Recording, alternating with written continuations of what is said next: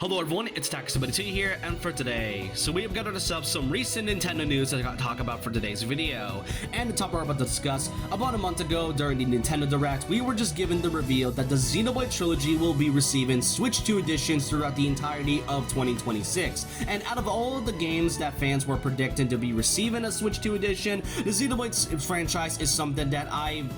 and a lot of fans have been wanting to see, due to the fact that, you know, as much as I really love it, there were some problems that do generally need to be addressed or fixed. About a month ago, we had the release of the Xenoblade 1 Switch 2 edition, which gives us new ways to traverse faster, as well as voice heart-to-heart and a few miscellaneous things. But alongside that, this month on July 30th, we are now expecting to see the release of the Switch 2 edition for Xenoblade Chronicles 2, which gives us a few new updates and some new additions that'll be part of this brand new upgrade. And we don't have to wait any longer, since it is about to release by next week. Nintendo just gave us a brand new trailer on the official Nintendo of America Twitter and YouTube channel, and it gives us a few bits of new information throughout the entirety of this trailer, and I'll go through each of them one by one right now. Starting off, the game will now be running at a nice smooth 1080p on handheld mode and a great 4K resolution on TV mode. This is something that fans have been wanting to see for a long time, including myself, because as much as I really love Xenoblade 2,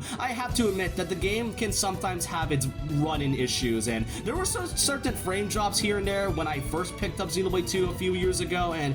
there were definitely some things that they absolutely need to be fixed. It was an issue with Xenoblade 1 when it came out in 2020, so I am glad that for a game that's good as it was back in 2017, it is now going to be played in a much more proper scenario. So really great to see that we are now able to see the game at a nice 4K resolution, especially the cutscenes. Like, those cutscenes are going to look fabulous. But then there's also the brand new costumes for Pyre and Mythra. A month ago, we had the release of the main party having their own costumes, so it would make sense that the two main characters that fans were really loving is basically going to be getting new costumes, and we were also given some brand new official art by the game's artist Makasugu Saito, and they look pretty great. I do love the different color schemes between Pyre and Mythra all in all, and I can't really tell if this is going to be like a special award if you get the game, if you like boot up the game immediately, or you have to do like a specific side quest in order to do this. But as the trailer says, these new outfits are there as not just for, you know, gameplay, but also for in-game cutscenes, so that's a nice treat all overall.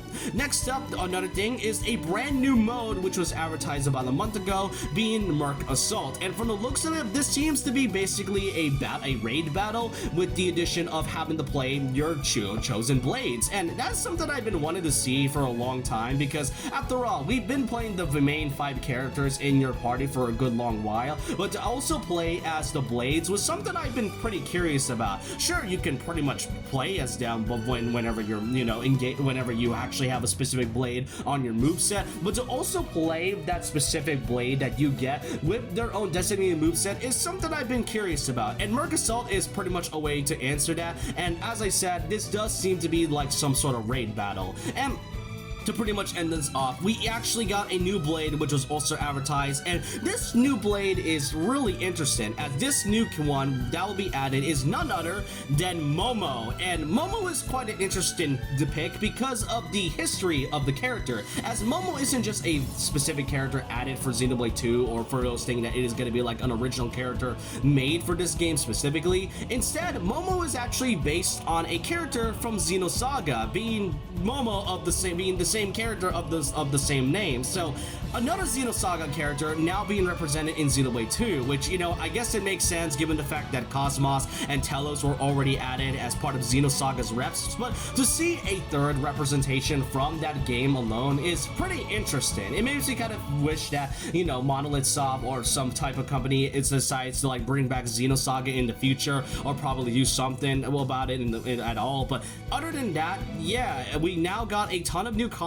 added for Xenoblade 2 Switch 2 edition, and out of all of them, as I said, I think out of all of the trilogy by far, Xenoblade 2 absolutely needed this chance, especially when as years go by, people are starting to actually really like Xenoblade 2, but when it came out, yeah, there were definitely a lot of issues when it came to its initial release, but to now see all these issues now being addressed, especially with the 4K resolution, a brand new blade, and some new modes, and not to mention, given the fact that we are going to be getting a new blade, meaning that we are also going to be receiving a blade quest as we get per almost every blade we've gotten by now. So I'm really excited about I recently just booted up like Xenoblade 2 about a couple days ago as a way to prepare for this Switch 2 edition releasing by about a week by now. But other than that, this is all I really want to cover for today in terms of Xenoblade news. With that out of the way, we are now just going to be expecting the third Switch 2 edition for the Xenoblade franchise. And don't you worry if you don't really want to pay, if you don't really have Xenoblade 2 at the moment, then you can pretty much buy the game with the upgrade pack when it releases on October 1st physically. But if for those that already own Xenoblade 2, you can get it by next week on July 30th digitally if you can upgrade it at all. But overall, this is all I want to cover for today, and I want to know your thoughts and opinions down below. What do you think of all the new information shown for this Switch 2 edition of Xenoblade Chronicles 2? Are you all excited for the Switch 2 edition for Xenoblade 3 when it comes out this December? I just want to know all your thoughts and opinions down below about this, and so with that, leave a like, comment, subscribe, hit the notification bell for more videos, follow me on Twitter and Instagram, and I'll see you guys next time. And remember this, once a legend, always a legend.